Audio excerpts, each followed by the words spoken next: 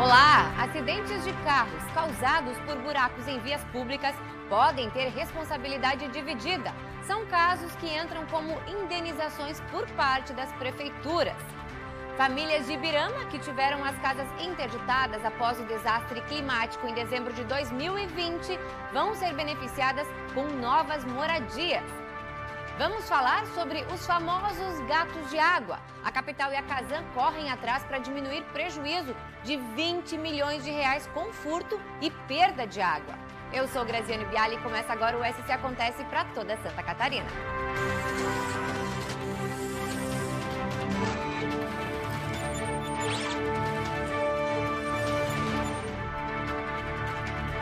Olá, muito boa tarde para você. Olha, uma boa notícia. As famílias de Ibirama que tiveram as casas interditadas após os desastres climáticos lá em dezembro de 2020 vão ser beneficiadas com novas moradias.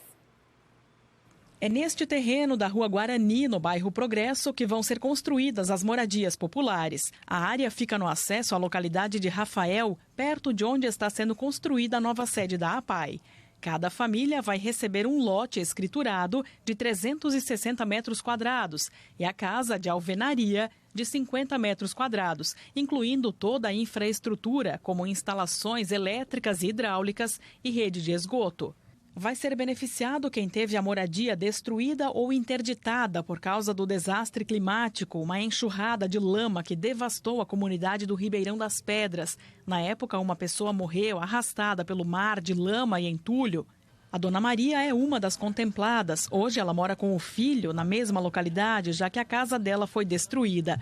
Os momentos de tensão daquela noite de dezembro dificilmente serão esquecidos. O que eu tenho em mente, que isso eu posso morrer com 100 anos, eu não vou esquecer, é que em segundos destruiu tudo, né? Veio de cima, lá do alto, uma avalanche de água e barro e levou assim, ó. Pegou por baixo a nossa casa, né? Para baixo da janela, foi levando tudo. Moeu. Só tinha visto pela televisão e não quero ver nem pela televisão esse tipo de coisa. O mais importante nós não perdemos, que foi a vida.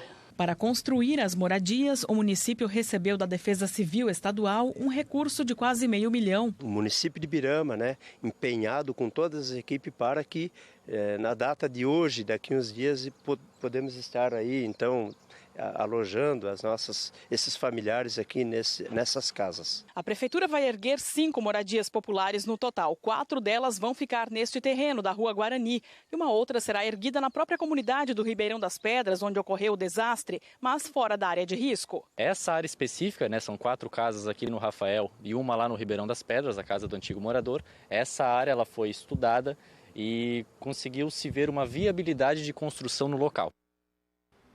Ainda falando em indenizações, acidentes com carro no meio da cidade podem ser ressarcidos. Casos recentes no sul do estado levantaram o questionamento e quem esclarece pra gente é o Alex Barros. Não é novidade para ninguém que nem todas as vias públicas apresentam boas condições de conservação.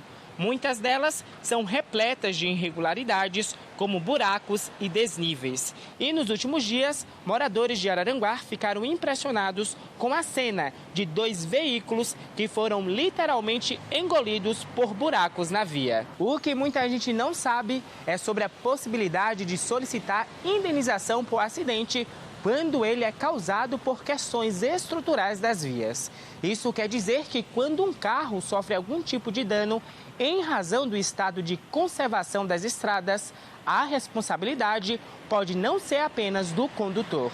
O que acontece é que, dependendo da situação, por exemplo, numa avenida que houve um buraco pequeno e furou um pneu, o Estado irá reparar. Agora, se é dentro, por exemplo, de uma rodovia que tem pedágio, tem uma concessionária, a responsabilidade vai ser da concessionária, por não ter mantido a via de forma adequada para transitar.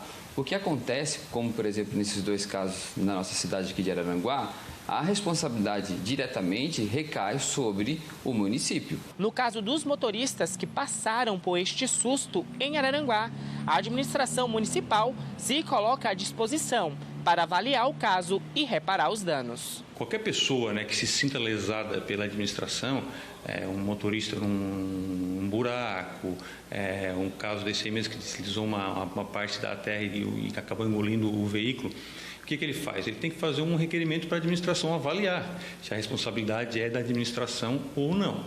Então, cada caso é um caso. Então, se tiver responsabilidade do município, o município indeniza. E olha, do sul do estado nós vamos para o oeste, lá em Chapecó, porque os moradores estão buscando explicações depois de tremores de terra. Quem vai explicar para a gente melhor essa situação é o Ricardo Souza, que mora lá, inclusive. Ricardo, boa tarde. Quer dizer que o tremor aconteceu ontem, mas já tinha acontecido também na sexta-feira. Como foi isso? Conta pra gente. Exatamente, Grazi. Na sexta-feira e também ontem aconteceu novamente. Então, boa tarde para você, boa tarde a todos. Na sexta-feira, então, ocorreu por volta das 10 horas da noite, né, das 22 horas da noite, onde o Corpo de Bombeiros, então, recebeu inúmeras ligações de moradores, principalmente de 3 pontos aqui do centro, né, de Chapecó, então, e também de 2 bairros, o Santa Maria e também o bairro Esplanada, também localizado aqui em Chapecó. E ontem à tarde, por volta das 15 horas, então, também foram acionados devido a esses tremores de terra aqui em Chapecó. E qual é a explicação para isso? Vocês já estão encontrando explicações? Então, Grazi, eu conversei hoje pela manhã com a Defesa Civil, né, com o Luciano, que é o coordenador da Defesa Civil aqui do município. Tudo isso está relacionado, então, a um terremoto, então, que ocorreu na sexta-feira, né? A Argentina, infelizmente, assim, atingida por fortes terremotos, então, desde a semana passada.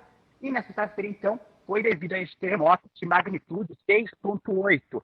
E hoje, aliás, ontem, então, né, terça-feira, ocorreu, então, novamente um terremoto na Argentina e acabou abalando, então, aqui Chapecó.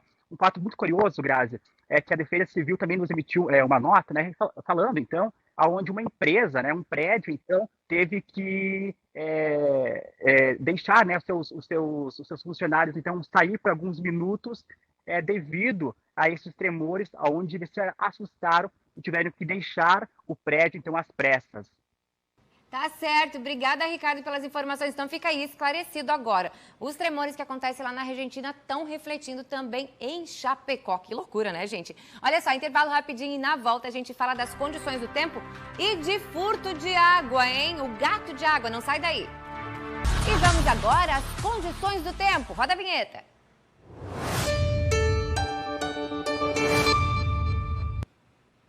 A quarta-feira começou com sol e algumas nuvens em todas as regiões. Mas olha, aí para o fim da tarde tem risco de chuva no vale, no litoral, no sul e na serra, viu? O calor, claro, predomina no estado todo, com temperaturas próximas aos 40 graus em algumas cidades. Vamos dar uma olhadinha? Em Tubarão, no sul do estado, gente, olha só, 37 graus. Lá em Concórdia, no oeste, 35, Urubici, 34 e fica nessa média. Joinville, 34, Itajaí, 34 e Florianópolis, 33 graus. A quinta começa ensolarada também, mas aumentam as chances aí de chuva para as cidades que fazem divisa com o Rio Grande do Sul. Já na parte do litoral, que vai do sul à Grande Florianópolis, as chuvas também são isoladas e rápidas mais para o fim do dia. As temperaturas continuam elevadas, acima dos 30 graus. Vamos dar uma olhadinha? No oeste, mínima de 34 e máxima de 39. Na Serra, mínima de 14 no oeste, mínima de 14, né?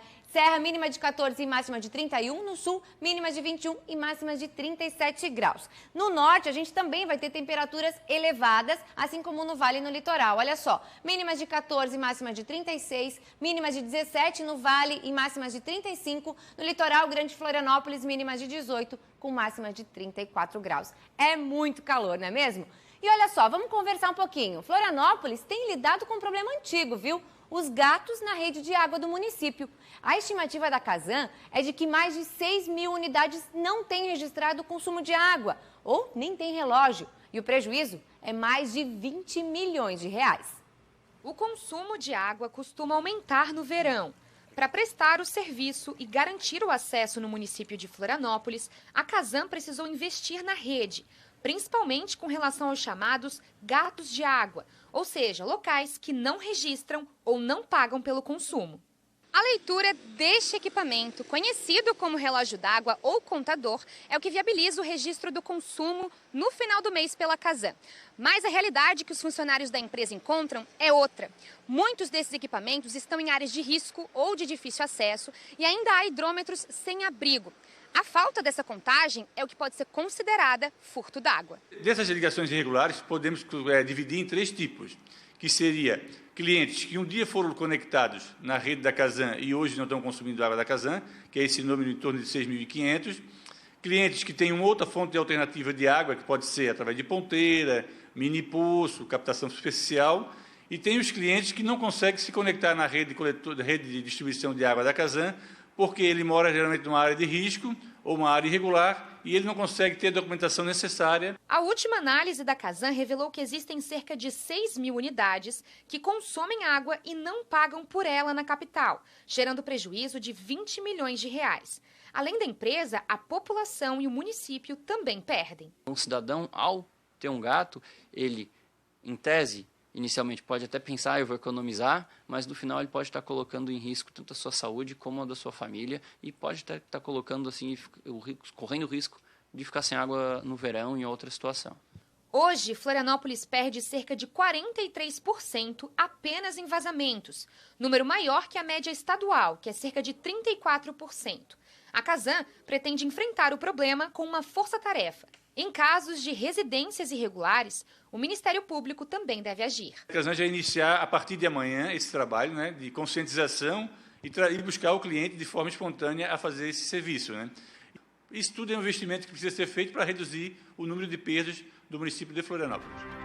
O SC Acontece de hoje fica por aqui. Tchau, tchau. Até amanhã.